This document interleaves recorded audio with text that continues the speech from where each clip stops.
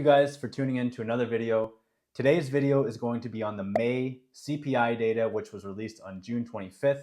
We're going to be going over really what came in this data, what was expected, what actually came in, how this impacts the market, and how this impacts the July 24th Bank of Canada rate announcement. Because after the June rate cut, it seemed like everybody was immediately pricing in another rate cut in July. And through these numbers, we'll see maybe why that may not be the case anymore. So first, let's get into some numbers. So first of all, let's bore you with some percentage increases on a year-over-year basis, and we'll compare these to some in April. So in May of 2024, the CPI rose 2.9% on a year-over-year basis. This follows a 2.7% increase in April. And this was attributed to higher prices for services at 4.6% compared to the 4.2% in April. Services inflation is outpacing CPI when I was looking at the charts since mid-July of 2022, which basically means that services are increasing at a more rapid rate than the whole basket of goods encompassed in the CPI in general. Prices for goods rose 1%. Same as in April, so goods inflation seems to be under control. That's under the 2% target. Grocery and food prices rose 1.5% year over year, again, under the 2% inflation target. This was following a 1.4% increase in April, which in the release, they suggest this could be a seasonality effect. I don't know enough about food prices and how the food market works in general to comment on this. But regardless, it's below the 2% target, and food prices obviously have been a big impact on Canadians. So good to see that coming down to 1.5%, although it's still increasing, right? It's not decreasing or even staying flat. So food prices are still increasing. Shelter, the big thing in my industry and really what's on the mind of a lot of people, still increased 6.4% year over year and 0.4% month over month. So we're still seeing increases in shelter. And this, again, same old story is attributed to mortgage interest costs, rent prices, insurance costs, utility. All these costs are still going up. A quick note on rent prices, because you want to dive a little bit deeper into this. Obviously, mortgage interest costs are elevated, and property taxes, a lot of municipalities have increased property taxes, utilities, etc., insurance, as we commented on. But rent prices, they're up 8.4% in Ontario. This is following a 6.1% increase in April, and they're actually 8.9% up across the country. So Ontario actually trailing Canada-wide. And really, this is probably fueled by Saskatchewan, Alberta, rent prices probably being up in double figures range. I don't have the numbers on that because I don't really care about that because I live in Ontario and work in Ontario.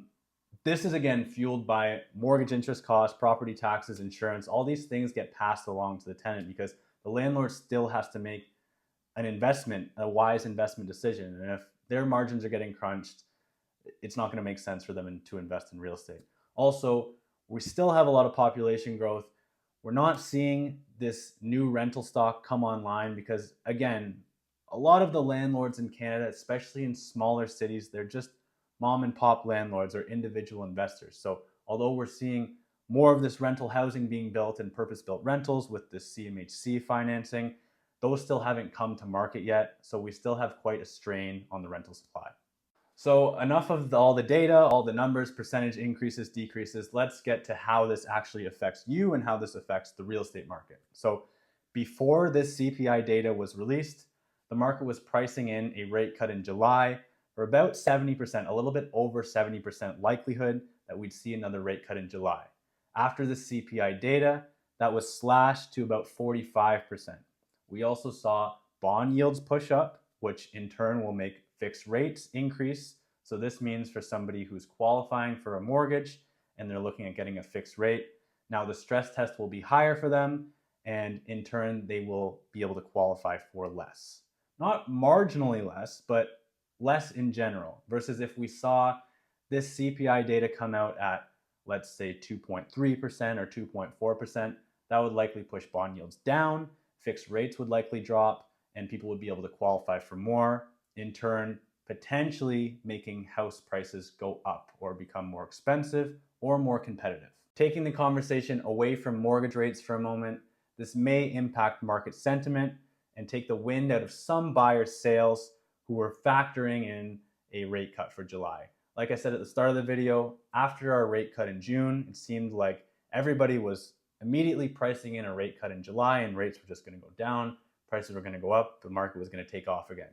And really seeing this data, that's probably not going to be the case. We still have CPI data for July, we have jobs numbers, GDP, all things that Bank of Canada will factor in for their rate announcement on July 24th, whether they want to cut, increase, or hold rates. Now, this is going to impact these mid-level homes, higher end homes, price point wise, because as we've been seeing, there's a little bit more inventory. You're seeing longer time on market, more competition, and you really need to price well and present the property really well in order to get action, get offers, and ultimately sell your property. And on another note, you've got more competition and continued competition on these entry-level homes because you just have more people competing against a lower amount of inventory. Classic supply and demand. So you've got investors, people who can't qualify for higher mortgage rates, downsizers who don't want a mortgage, first-time buyers, all competing for that limited entry-level inventory. That's it for this week's video. A quick overview of the CPI data for May, coming in higher than most people expected, and now the market has decreased the odds for a rate cut in July. Like I said, we still have CPI data, we still have GDP, we still have job numbers leading up to Bank of Canada's July 24th rate announcement, so those will really impact on what Bank of Canada does.